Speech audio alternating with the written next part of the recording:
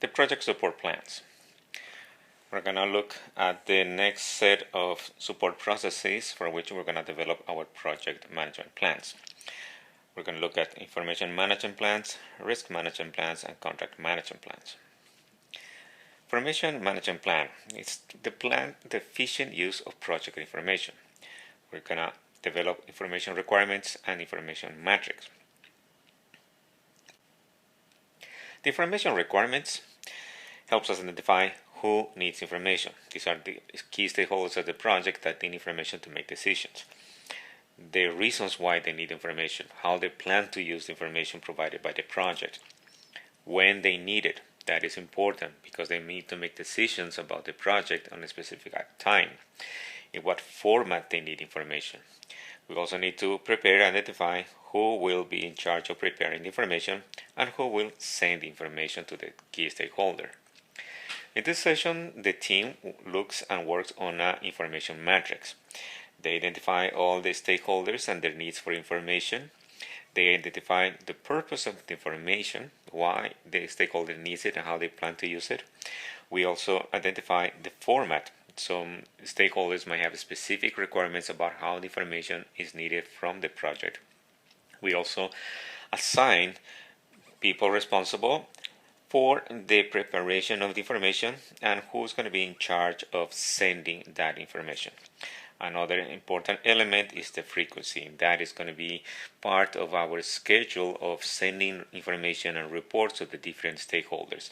Based on their needs, we can have different timelines for sending that information. But what's important is that we are able to identify all the needs for information from the project. Development projects develop and produce large amounts of information from the baseline, from the monitoring, from the surveys from beneficiaries, and that information needs to be collected and distributed and inform the different stakeholders about what the project is doing, how the project is supporting the objectives that are being designed for the project.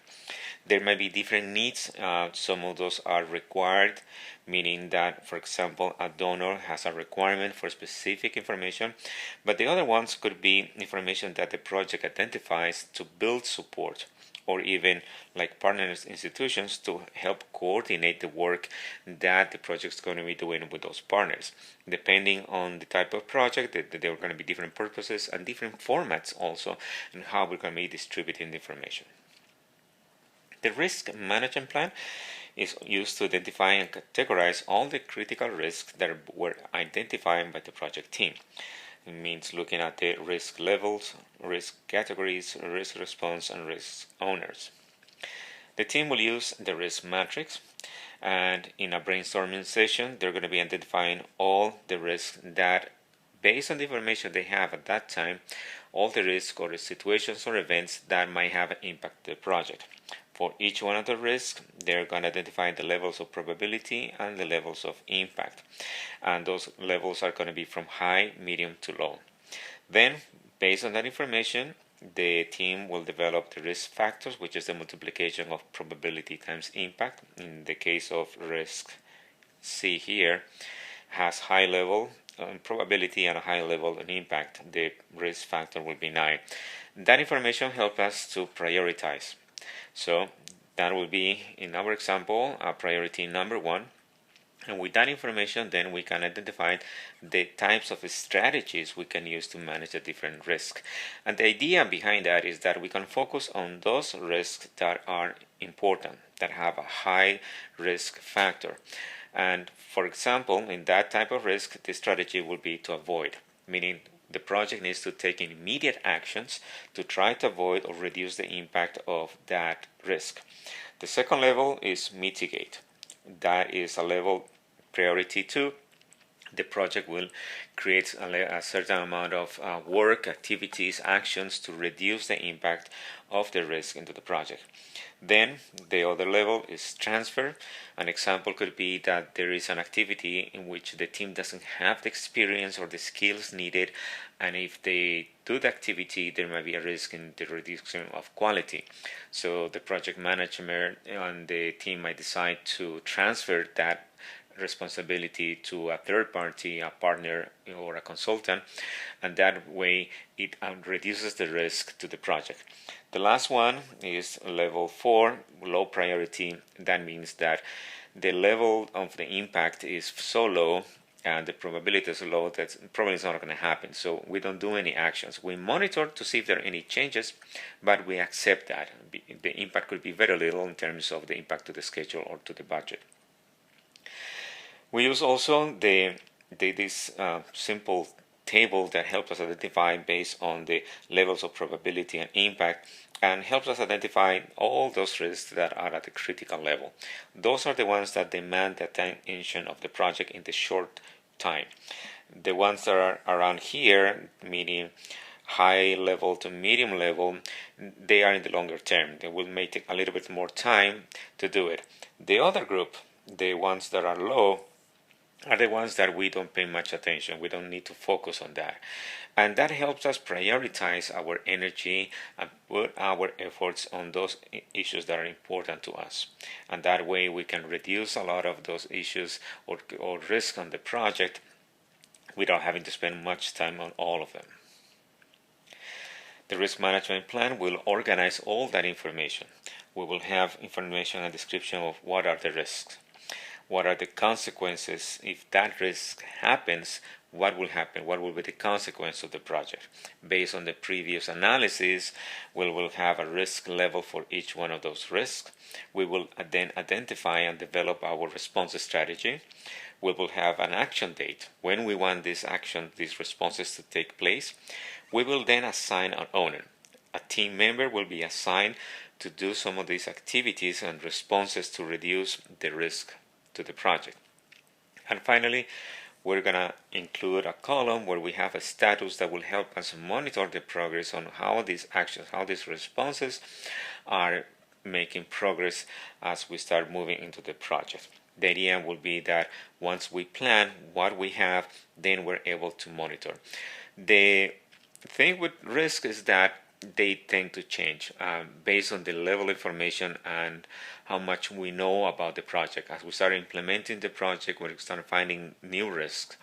And it's important that this matrix, the team has opportunity to review it on a regular basis because they're going to be changing. New risks are going to show up that we need to add them. We need to put an action behind that, an owner behind it. That way we can have good control and managing our risks.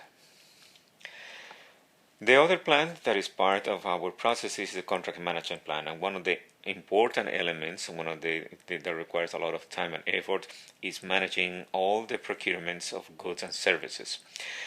For that, we need to make sure that we have the procurement list aligned to the WBS, meaning that our procurement plan needs to follow our own project schedule plan.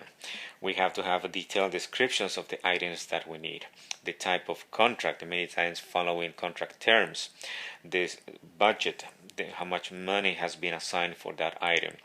Then we need to find and track the variances from actual to plan, meaning we plan to have a certain amount of money, but it costs us more or costs us less. We need to keep track of that. We also need to identify the due date, and that has to be aligned to the project schedule. And this is important.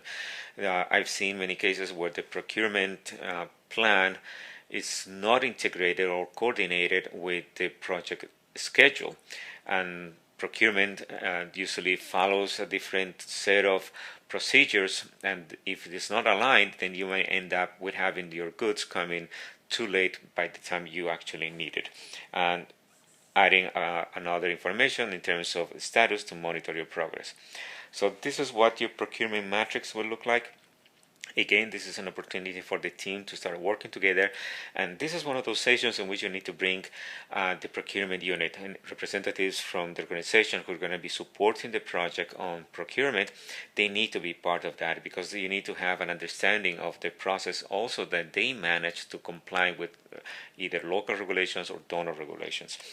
You identify the WBS for each one of the items that are going to be procured, the type of contract, will also have an implications on how long it takes for that process and for that item to be purchased, the amount of budget that you have available, then a column to track what is actual, and that's the information that will also be used to monitor your budget. So you need to know what happened, where did we spend more, where did we spend less, so you can have an idea of what is your balance. The due date, when you need that item, that good or service in the project, that is an important item that procurement unit needs to be aware, so they can work backwards and see if they have enough time to produce all the documentation, all the processes to procure what is needed. And the final column where you have the status, where you start keeping track of the things that are already purchased or the things that are still in progress or things that haven't started yet. This becomes also the monitoring tool to help you look at the status of all the procurement in your project. And like the other tools, all our plans then are used by the team on a regular basis to monitor where we are, where we're having variations, where we're having problems, and what we can do to improve and make changes.